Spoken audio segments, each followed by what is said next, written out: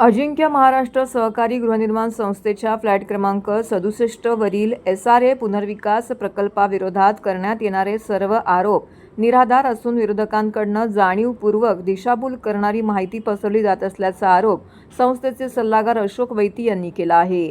प्रकल्पात लाभार्थ्यांवरती कोणताही अन्याय होणार नसल्याची ग्वाही देत सामाजिक बांधिलकी जपत शाळा आणि धार्मिक स्थळांची मोफत उभारणी करण्यात येणार असल्याचा दावा देखील त्यांनी केला। या पत्रकार परिषदेला विकासक फैजल अन्सारी, मुख्य प्रवर्तक दत्ता कदम आणि सहप्रवर्तक उपस्थित होते।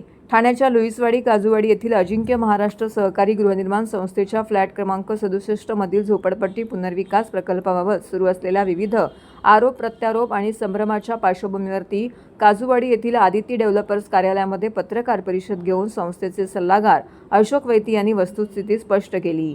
या झोपडपट्टी पुनर्विकास प्रकल्पामध्ये 171 पात्र झोपडपट्टीधारक आणि एक मंदिर असे एकूण 172 लाभार्थी आहेत।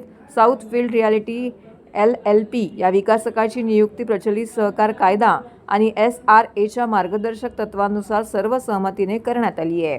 सर्व पात्र लाभार्थ्यांना 11 महिन्यांचे आगाऊ भाडे अदा करण्यात आले असून उर्वरित भाड्याचे धनादेश SRA प्राधिकरणाकडे जमा करण्यात आलेले आहेत। त्यामुळे भाड्याबाबत विकासकाविरोधात कोणतीही तक्रार नसल्याचा दावा अशोक वैती यांनी केलेला आहे। दरम्यान आगाऊ भाडे स्वीकारल्यानंतरही येथील 26 झोपडपट्टीधारकांनी घरे रिकामी केली नव्हती। त्यामुळे त्यांच्या विरोधात SRAच्या कलम 3338 अंतर्गत नियमानुसार कारवाई करण्यात आली आहे। संबंधितांना योग्य सुनावणीची संधी देण्यात आली होती। या प्रक्रियेमुळे तब्बल 6 महिन्यांचा विलंब झाला आहे असं त्यांनी स्पष्ट केले। मात्र या आदेशाविरोधात विरोधक प्रफुल्ल पांडुरंग कदम यांनी कोणतेही अपील दाखल केलेले नसून स्थगित आदेशही मिळवलेला नाही। तरीही कदम यांनी पत्रकार परिषद घेऊन केलेले आरोप हे त्यांचे वैयक्तिक मत आहे।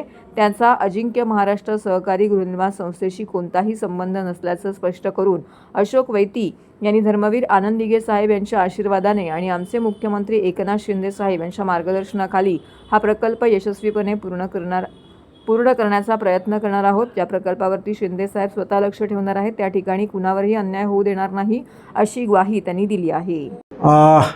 आज ह्या ठिकाणी पत्रकार परिषद घेऊन साऊथ फील्ड असेल, त्यानंतर आमचे कमिटी मेंबर असतील, मुख्य प्रवर्तक ह्यांनी आज ह्या ठिकाणी पत्रकार परिषद बोलवली। त्याच्यामध्ये साऊथ फील्ड डेव्हलपर्स LLP ह्यांच्या माध्यमातून मुंबईमध्ये किंवा ठाण्यामध्ये विविध प्रकल्प चालू आहेत आणि ते काही प्रकल्प पूर्ण झालेले आहेत, काही प्रकल्पांची कामं सुरू झाली आहेत। असं असताना अशा प्रकारचं त्यांचं तेवढी लॅबिलिटी नाही किंवा त्यांची कॅपॅसिटी नाही असं म्हणणं चुकीचं ठरणार। त्यांची पूर्ण जबाबदारीने ते काम करतायत इतर ठिकाणी, तशा प्रकारची जबाबदारी देखील ह्या ठिकाणी घेतलेली आहे।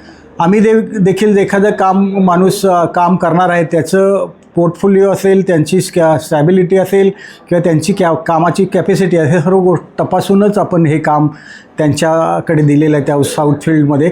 आणि असं असताना अशा प्रकारचं जर कोण म्हणत असेल ते चुकीचं आहे। त्याच्यामध्ये काही टेररिस्ट फंडच्या बाबतीत देखील एक वकिलांनी त्यांच्या प्रेस कॉन्फरन्समध्ये म्हटलं की टेररिस्ट फंड वापरत आहेत। असं कुठेही जर निदर्शनास आलं तर आपण तर काय गव्हर्नमेंट त्यांच्यावर ॲक्शन घेईल अशा प्रकारचं देखील आपण त्या ठिकाणी सांगितलं आहे। कुठल्याही प्रकारचा फंड नाही, आपण मगाशी दाखवल्याप्रमाणे कारवाई जर असं काय असेल तर त्याच्यावर कारवाई गव्हर्नमेंट करेल। पण त्यांनी कामं काय केली मुंबईमध्ये सर्व ब्रोशरच्या माध्यमातून आपण त्या ठिकाणी पाहिलेलं आहे। आज ह्या ठिकाणी जरी ही संस्था असेल, ह्या संस्थेच्या माध्यमातून जे काय लोकांचं देणं असेल, जे काय लोकांसाठी अपेक्षित पत्रव्यवहार असेल किंवा SRAच्या माध्यमातून ज्या सूचना दिल्या त्या सूचना पूर्ण केलेल्या आहेत। ह्याच्यामध्ये लोकांचं भाडं आहे ते 171 मधून 103 लोकांचं सोडून सर्वांचं भाडं दिलं आहे। तर 3 लोकांचं भाडं का नाही दिलं तर 3 लोक अपात्र असल्यामुळे भाडं दिलं नाही। ह्याच्यामध्ये म्हणजे 3 जण आहेत, त्या 3च्या विरुद्ध देखील काही लोकांनी म्हटलं की हे पात्र नसताना ह्यांना जागा देणार किंवा दिलेले ह्यांना पात्र केलेलं अशा प्रकारचं जे काय म्हणणं होतं ते चुकीचं आहे। 3 लोकांचं अपात्र आहे, त्याचा एक पेपर तुम्हाला तिघांचे अपात्र केलेलं आहे, हे SRAच्या माध्यमातून झालेलं आहे, सक्षम प्राधिकरण यांच्या माध्यमातून झालेलं आहे, ते देखील पेपर आपल्याला देईल। SP जे मुंबई SRAच्या माध्यमातून जे त्यांचं म्हणजे त्यांची बॅलन्स शीटच्या हिशोबाने असेल किंवा सीच्या माध्यमातून असेल, हे सर्व गोष्टी तपासून पाहूनच त्यांना ती मान्यता दिलेली आहे. मान्यता देताना मुंबईमधून दिलेली आहे आणि मुंबईमधून देत असताना त्या सर्व गोष्टी तपासून पाहिलेल्या आहेत. त्यांचं जे काही काम सुरू होतं, जेव्हा हे प्रोजेक्ट सादर करतात तेव्हा सादर करण्यापूर्वी त्यांचं एक अमाऊंट असते. ती अमाऊंट 7 कोटी 7.5 कोटी रुपये त्यांचं बॅलन्स असणं गरजेचं आहे. ती अमाऊंट तेवढी बॅलन्स आहे. त्याच्यानंतर पर्सेंटेज वाईज 2% ती अमाऊंट देखील आहे. ती देखील अमाऊंट त्यांनी त्या आज बँकेच्या खात्यामध्ये आहे. अशा प्रकारचं असताना अशा प्रकारचं जर म्हणणं असेल तर चुकीचं आहे. SRA सर्व गोष्टी तपासून त्यांनी घेतलेलं आहे. त्यामुळे मला असं वाटतं की जरी कुठल्या चर्चा जरी असेंब्लीमध्ये झाली असेल तरी हरकत नाही. ठाण्यामध्ये इतर ठिकाणी जर असं होत असेल तर ते निदर्शनं आणून दिलं पाहिजे. पण ह्या प्रोजेक्टमध्ये कुठल्याही प्रकारची तक्रार म्हणजे येणार नाही अशा प्रकारचं आम्ही काम केलेलं आहे आपल्या विकासकांनी आणि त्यांनी सांगितलं आहे की कुठल्याही प्रकारची तक्रार येणार नाही. नक्की ह्याच्यामधून एक चांगलं उद्याच भूमिपूजन आहे. ह्या पाऊस असला तरी काम करण्याची त्यांची तेवढी ताकद आहे. पाऊस असलं तरी काम करू शकतात. तर लवकरात लवकर लोकांना ह्या ठिकाणी कसं राहायला येतील हेच पाहणार आहोत. आणि ह्याच्यामध्ये जेव्हा पजेशन देणार आहोत तेव्हा पजेशन पहिला असणं SRAचे जे लोक आहेत त्यांचं पजेशन पहिला आणि त्याच्यानंतर काही महिन्यानंतर जी बिल्डिंग आहे सेलची रिहॅबची तर पहिलं देणार, सेलची बिल्डिंगचं जे काय पजेशन आहे ते नंतर देणार. मला तर वाटतं मिटलेत त्यांना देखील तुम्ही उद्या जर आलात तर त्यांना देखील काही विचारा प्रश्न, बाबा तुमचे काही तक्रारी आहेत का काय आहेत. जसं मगाशी सांगितलं, जो कोण कदम आहेत त्यांना जर तुम्ही ऑन कॅमेरा जर विचारलं तर तो पण म्हणाल ठीक आहे बाबा काय नाही, आमचा वाद होता तो मिटलेला आहे. जर जाऊन कॅमेऱ्यासमोर तो बोलणारच, पण असं कॅमेरा जर बाजूला ठेवून जर बोलला तर नक्कीच त्यांना देखील ह्या प्रोजेक्टच्या बाबतीत समाधान मिळेल अशा प्रकारचं आपण काम केलेलं आहे. असं आहे की हा जो 67 नंबरचा जो प्लॉट आहे, या प्लॉटमध्ये 171 सभासद आहेत, रहिवासी आहेत आणि आताच सल्लागारांनी सांगितलं त्या पद्धतीनेच काम चालू आहे. कितीही कोणाच्याही काही तक्रारी नाही. फक्त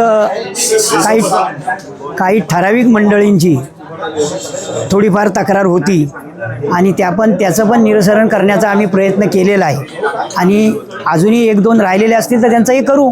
आणि ज्या अर्थी आमच्या सल्लागारांवरती आमचा पूर्ण विश्वास आहे आणि जे डेव्हलपर आहेत, डेव्हलपरांनी आतापर्यंत जे रेग्युलर 5-6 महिने भाडं चालू केलेलं आहे आणि याच्या आत्ताही काही लोकांचं राहिलेलं होते त्या लोकांच्याही पण त्यांनी भाडं दिलेलं आहे. म्हणजे भाड्याची कुठेही तक्रार आत्ताही नाही आणि उद्याही भविष्यात होणार नाही अशी आम्हाला खात्री वाटते. कारण आमचा सर्वात जास्त विश्वास हा आमच्या सल्लागारांवरती आहे आणि जेव्हा सल्लागारांनी आम्हाला सुचवलं त्याच हे डेव्हलपर सगळ्यात चांगले आहेत आणि म्हणजेच ते चांगलेच आहेत. कारण आमचे जे नगरसेवक पूर्वी होते आणि माजी महापौर अशोक वैती साहेब यांनी आत्तापर्यंत या एरियामध्ये डेव्हलपमेंटसाठी भरपूर प्रयत्न केले आणि जेवढं काही केलेलं आहे सुविधा त्या त्यांनी चांगल्या रीतीने केल्या आणि म्हणून त्याच्यामुळं काय झालं की सर्व जनतेचा त्यांच्या पाठीमागे पाठिंबा आहे आणि जनतेला माहिती आहे की ते चांगलंच काम करतील आणि त्यामुळं आमचा कुठेही काही त्याच्याबद्दल दुमत नाही आणि हा प्रोजेक्ट यशस्वीरित्या पार पडेल अशी आमची आशा आहे.